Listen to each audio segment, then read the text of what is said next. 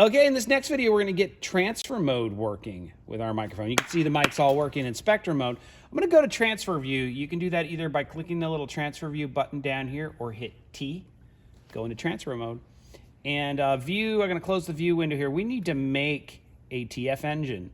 And so we'll go new TF engine and name it what you want. I'm going to name it DDC because I'm dreaming of chicken flatbread sandwiches. And in measurement, our measurement input is going to be octocapture in 1, and our reference input is going to be 8 because you're comparing the reference back from the Mackie. So hit create and close.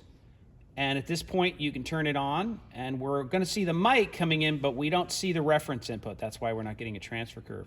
To get the reference input going, we got to get the signal generator to work. So we'll go down to signal generator and engage it. At this point, I would be careful. Make sure your speakers are down so you don't suddenly make it loud.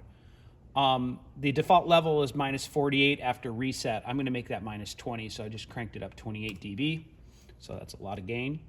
And I'm going to turn it on, and it's coming out of one of those two outputs in the back of Smaart, so it should be going to the mixer here. I'm going to turn the mixer's master fader up to unity or whatever, and make some noise here. I'm going to turn the speaker on, and I got some pink noise, and over here, looks like it's working, so I'm going to hit the signal generator. I'm going to close the window. And if you remember from class, you want to use the LED method.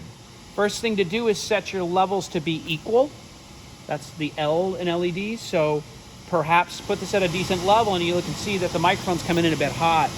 So again, down at the preamp, go find input 1, bring it down a little bit, and set it about halfway up where it's just turning yellow. They're just tickling yellow.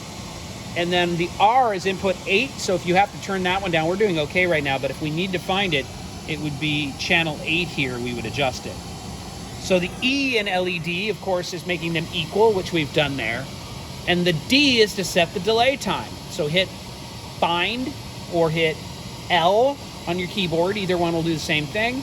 It finds a delay of about a millisecond, and we insert it, and now we get good coherence, and the impulse arrives in the middle, and we have decent phase wrapping. So we have created a transfer curve, and that's the second big step in the practical exam.